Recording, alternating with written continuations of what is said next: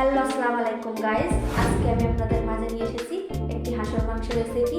আমি আগেও একটা হাঁসের মাংসের রেসিপি দেখিয়েছি আপনাদের, কিন্তু এটা ওর থেকেও সহজ একটি রেসিপি।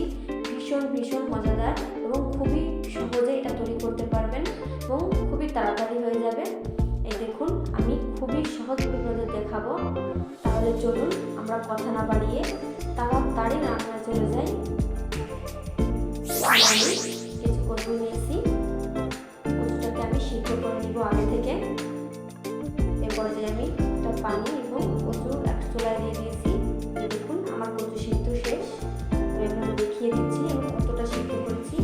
আমার কচুটা কিন্তু একেবারেই সিদ্ধ হয়ে গিয়েছে। এরপর যে আমি একটা কড়াইতে মাংস নিয়ে নিয়েছি কিছুটা। এখানে আমি হাঁসের মাংস নিয়েছি। এবার মাংসগুলো আমি ম্যারিনেট করার জন্য মশলা দিব। এখানে আমি 1 টেবিল চামচ পেঁয়াজ কুচি দিয়েছি এবং 2 টেবিল চামচ পরিমাণ পেঁয়াজ বাটা দিয়েছি এবং 1 টেবিল চামচ পরিমাণ রসুন বাটা দিব। 1 টেবিল চামচ পরিমাণ রসুন বাটা দিয়েছি এবং এখানে আদা বাটা এবং গরম মশলা বেটে দিয়েছি। আমি দারচিনি এবং গরম মশলা আমি একসাথে বেটে দিয়েছি, মোট 1 চামচ দিয়েছি। সবসময় গরম মশলাটা বেটে দিবেন, তাতে করে স্বাদ 3 গুণ বেড়ে যাবে। এখানে আমি ঝালটা একটু বেশি খাবো বলে আমি 1/2 চামচ ঝাল দিয়েছি, আপনারা কম খেলে কম দিবেন। এবার যে লবণ দিয়ে দিলাম স্বাদ অনুযায়ী, আপনারা স্বাদ অনুযায়ী লবণ দিয়ে দিবেন। আমি দিয়েছি 1 টেবিল চামচ পরিমাণ। এখানে আমি 1.5 কেজির মতো হাঁসের মাংস নিয়েছি। এখানে আমি 1/2 চামচ জিরার গুঁড়া দিয়েছি, 1 চিমটি গোলমরিচের গুঁড়া এবং তেজপাতা 2টো। পর্যায়ে আমি 1.5 কাপ তেল দিয়ে দিয়েছি।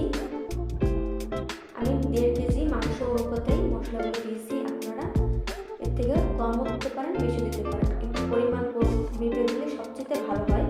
এখানে আমি গোটা জিরে দিয়েছি কিছু। এবার এটাকে সুন্দর করে ম্যারিনেট করে নিব। এটা আধা ঘন্টার জন্য রেস্টে রেখে দিব। আধা ঘন্টা পর ফিরে আসলাম। এই দেখুন কত সুন্দর দেখতে লাগছে, খুবই সুন্দর লাগছে দেখতে এখনই। তাহলে রান্না করে না জানি আর কত সুন্দর হবে। পর্যায়ে আমি চুলাটা অন করে দিয়ে 10 মিনিট পর ফিরে আসলাম। এই দেখুন কত সুন্দর করে তেল ছেড়ে দিয়েছে। কিন্তু এই মাংসের থেকে যে পানিটা ছেড়েছে এটা দিয়ে আমরা অর্ধেক রান্না করে নিব। এই দেখুন আমার মশলাটা কিন্তু অনেকটাই কষানো হয়ে গেছে, মাংস কষিয়ে নিচ্ছি আমি। এবারে এটাকে নেড়ে চেড়ে লো আঁচে রান্না করার চেষ্টা করবেন, বেশি জাল দিবেন না। এরপর আমি একটু চিনি দিয়ে দিয়েছি। চিনিটা দেওয়ার কারণ হচ্ছে হাঁসের মাংসটা অনেক বেশি শক্ত হয়, চিনিটা দিলে অনেক তাড়াতাড়ি গলে যাবে। এটা সিক্রেট বিষয়, আমি আপনাদের সঙ্গে শেয়ার করলাম। এবার আমি পানি অ্যাড করে দিব। এখানে আমি 1.5 মগ পানি দিয়েছি এটাকে সিদ্ধ করার জন্য।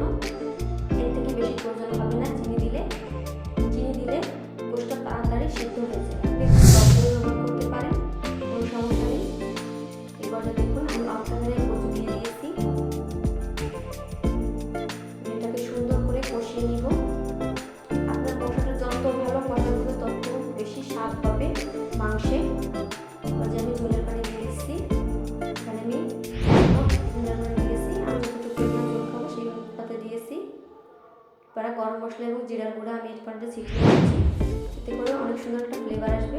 দেখুন কত সুন্দর হয়েছে দেখতে, ভীষণ লোভনীয়। এই শীতে হাঁসের মাংস কে না পছন্দ করে। আমি আগে একটা হাঁসের মাংস রেসিপি দিয়েছি, এটা অন্যভাবে রান্না করা এবং ওইটাও অন্যভাবে রান্না করা। এটা খুবই সহজ, খুবই সহজভাবে রান্না করে দেখিয়েছি আমি।